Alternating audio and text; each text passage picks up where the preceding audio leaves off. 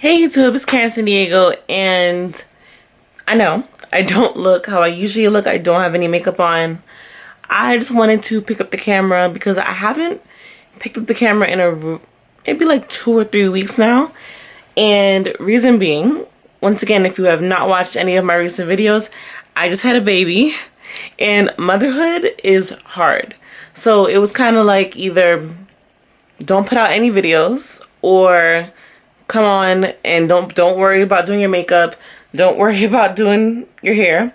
Mom life, bun life. Yeah, that was pretty much where I was, and I really had some stuff I wanted to talk about, but for the past 2 weeks I've been trying to find a moment where Ryan would let me record a video, and I waited for the moment, and I waited longer, and I waited some more. And I just have not had a single time where she wasn't either in this carrier or in my hands or screaming in her bassinet, or like any time that I felt like I had time to go sit down and do my makeup and put together a structured video that I felt like was acceptable. I just have to come to the conclusion that life is different now. So yeah, so I'm giving you me, guys. This is real. This is real motherhood. This is real new motherhood. So let's get right on to what I want to talk about today.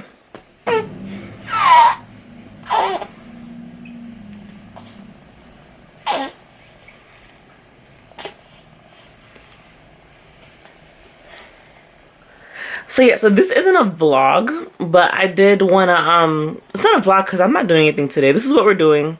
We're sitting like this and we're watching YouTube videos. But something's been bothering me lately, and I wanted to talk about it with you guys and kind of use my platform as a place to talk. And I want to be able to talk about this in the comments with you guys and talk to any other moms who have experienced this, because I'm definitely looking for advice. And I'm looking for, just in case anybody else is going through this, we need a place to talk, because moms need a safe space. Internet gets ugly and I want help. So basically I have been exclusively pumping the milk for Ryan since she was born. If you watch my video on her, basically her birth story, she was born about a month early. She spent time in the NICU, and because of that, we started off our breastfeeding journey by pumping. And because of that, amongst other things, I have a whole video of the 10 I have my hand is other hand is holding the camera, so one hand, the 10 reasons why I choose to exclusively pump. And one of those reasons is that she was in a NICU. So yeah, so I've been exclusively pumping breast milk for her since she was born. And originally I had milk, like I was able to pump in each session. So I pumped every 2 to 3 hours, and every 2 or 3 hours I was producing about 10 ounces of milk religiously, to the point where I had a freezer supply. I had an extreme oversupply in my fridge. I had way more milk available than I needed to feed her, and I felt good about that. I was always posting about my breast milk. It was really exciting to me. I felt like my body was doing its job. Things were great. Ryan was fed. Well, she's still fed, but Ryan was good in the breast milk department. And it wasn't even like crazy to where like I was leaking or anything. Like I just always had a oversupply, and it was not oversupply to where it was ridiculous, but it was good. About 10 ounces per session every 2 to 3 hours. My fridge was packed with breast milk in the fridge. My freezer was full of breast milk. We were set. So as that was going on, I started looking up ways to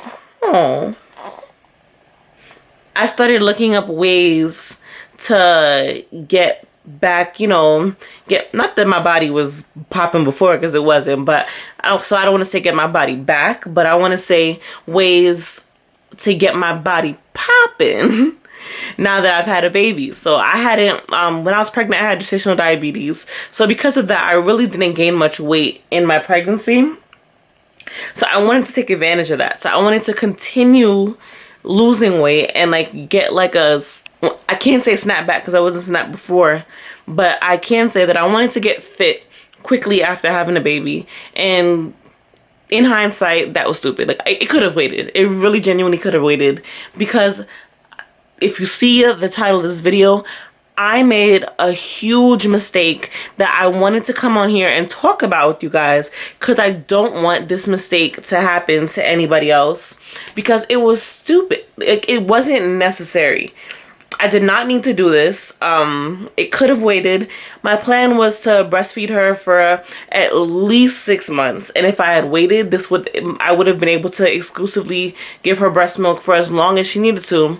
But because I chose to, I guess, okay. So on one hand, I want to say it's like, oh, I chose to give in on my vanity, and that took away from something from my child. But at the other hand, I also am constantly preaching that as moms, we're people too. So we have to take that into account and do things for ourselves, even though it may sound selfish. But it's not, because I was trying to take care of my health. Like, I'm rambling. I didn't get to my point. Yes, I was trying to lose weight, and the diet that I chose did dramatically cut down my breast milk. And that diet was the keto diet. So I tried keto. Well, I had been on keto before. Before I got pregnant with Ryan, I was on the keto diet and lost like 50 pounds or 45 pounds, something like that. And if you know about keto, or if you don't know about keto, what you need to know about keto is keto makes you fertile. So just going on the keto diet, a lot of people, including myself, report that shortly after starting the keto diet, they get pregnant. And I was definitely one of those people that I had been struggling with infertility for 2 years, could not get pregnant, had doctors tell me that I was not going to be able to have a baby of my own. And then I did keto and boom, baby. So I decided that now that I knew that I wanted to get back on it soon after having her, I thought, keto would have been my best option. So I started looking it up, and some people were saying that when you're breastfeeding, you need to have carbs. So keto, being like you're supposed to stay under 20 grams of carbs, was going to be too harsh for breastfeeding. So at first I was like, damn, like I really didn't want to do it. So I kept doing my research, and I read that in order to be able to sustain breastfeeding and still lose weight with keto, all you had to do was keep your carb intake over 50 grams of carbs a day. So it was like, oh, okay, so I get to do keto and I get to lose weight because I know it works. Only this time I get to have a little more carbs. Like, that seemed like a no-brainer to me. 50 grams of carbs, and that's per day. It's not per meal, so it's still not a lot of carbs, but it's a way more than I ate last time I was on keto. So I figured it'd be fine. My milk would be fine. At this point, I'm like, I'm an oversupplier. I had so much milk in the fridge that I didn't think it would have been that dramatic. So I immediately, like that day, I'm the type of person that when I make a decision, it's not like I'll start on Monday thing. I'm a jump right in type of person. Sometimes that can be a bad thing, because I end up jumping into things that I probably should have done more research on. But I digress. So I started doing keto, and within 2 days, no, I'm gonna give it a week. A week into starting keto, keep in mind, it was 1 week, I had already lost 10 pounds. 10 pounds within a week of keto, with keeping my carbs about at 50 grams a day. I had lost 10 pounds. I was feeling great about myself. I was wearing my pre-pregnancy jeans. And I'm like, yeah, this is great. I'm going to keep going. At that point, I noticed I went from making my normal 10 ounces of breast milk per feeding to, at this point, I was probably down to like 6 ounces. And Ryan eats 4 ounces per meal. So I was only making 6 per pump session. So I was like, because usually I'd have 2 bottles for her at least, usually more, every time I pump. But now I was getting like 1.5. And then as the days go on, it started going from I was making 1.5 to I was making 1 to I was not making any bottles. So after 2 weeks of being on the keto diet, no, 1.5 weeks of being on the keto diet, I had went from my normal milk supply to making almost half my milk supply to now I was literally per session, I was pumping an ounce of breast milk, if that. So I went from making 10 ounces to an ounce, literally in a matter of a week and a half. So automatically, I remembered that people said that your supply could be affected by the keto diet. So I was like, you know what, I'm gonna stop. So I stopped doing keto. I immediately started eating carbs again, and nothing happened. Literally nothing happened. I was still producing about an ounce every time. There was even certain times where I'd be pumping and I wasn't producing anything. Like I would go and I would sit with the pump for the full 30-minute session because my pump stops you after 30 minutes. And I wasn't getting anything. And if I was getting anything, it was an ounce. And I wasn't making any more than an ounce. And at this point, I started to freak out. Because mind you, I did say that I had a freezer supply. So during this time, Ryan was drinking from my freezer supply. But she drinks 4 ounces about every 2 hours. So the freezer supply, even though it visually looks like a lot in the freezer, my freezer supply probably got her to about like another week after that. Like it wasn't going to last her that long. But as I started noticing the freezer supply was dwindling away, I'm like, I'm not making any milk. So what am I supposed to do? So, of course, I had to start supplementing with formula. And at first, she was not with it. She was not taking the formula. And that was stressful because she has to eat. And I wasn't making any milk. She wasn't taking the formula. So, for the first 2 days, she literally was like trying to starve herself before she allowed herself to drink the formula. And after 2 days of that, now she doesn't care. She'll drink the formula.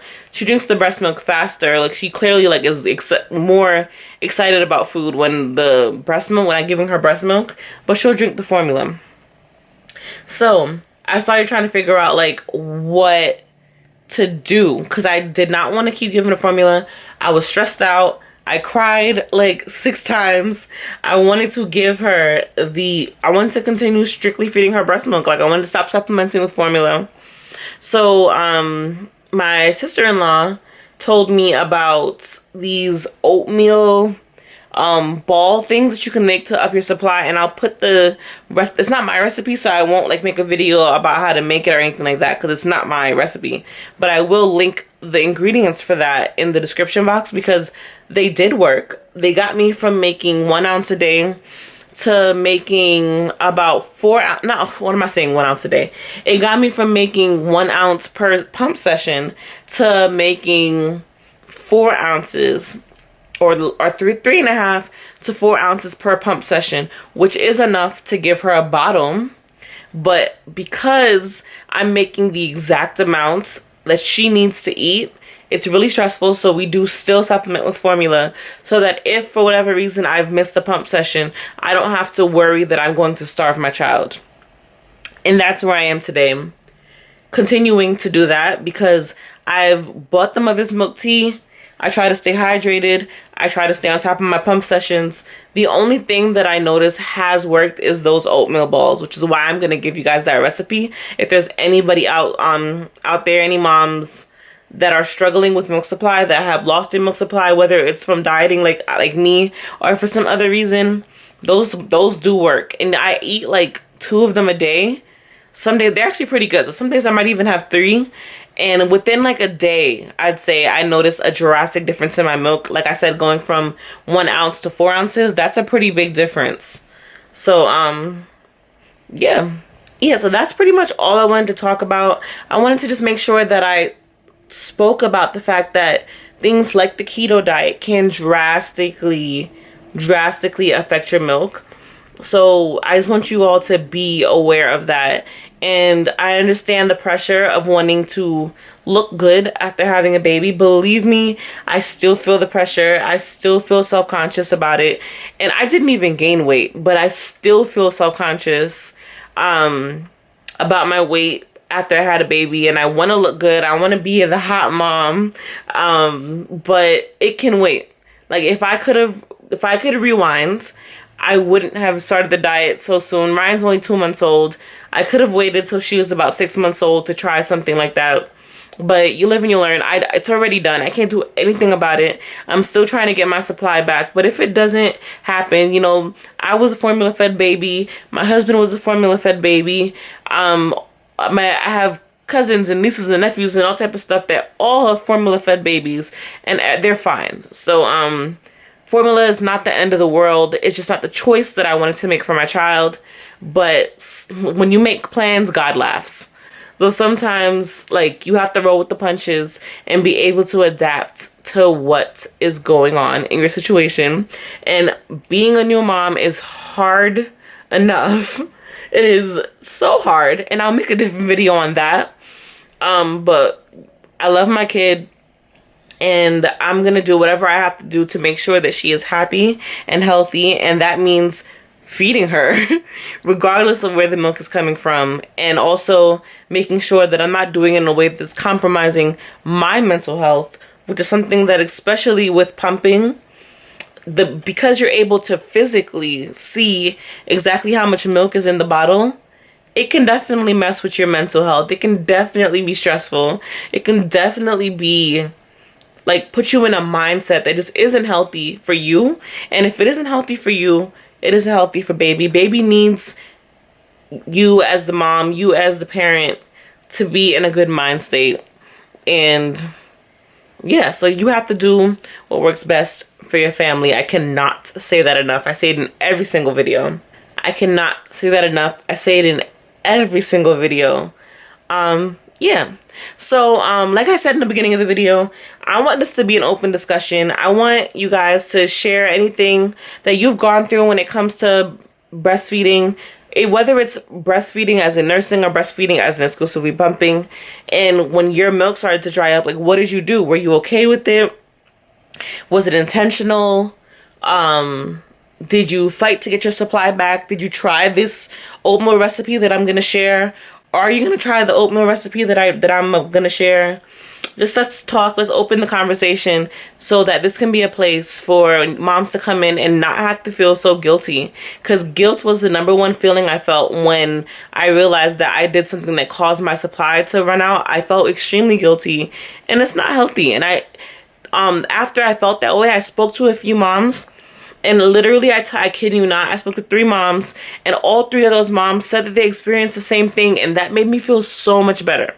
So let's talk under here, and let it be a place for moms to be able to come and feel less guilty about this, because I feel y'all. Before I go, she's sleeping, but say hi to Ryan. Hi, YouTube. Oh, she's snoring. Hi YouTube, my name is Ryan. So that'll be all for this video. Don't forget to subscribe, and I'll see you in the next one.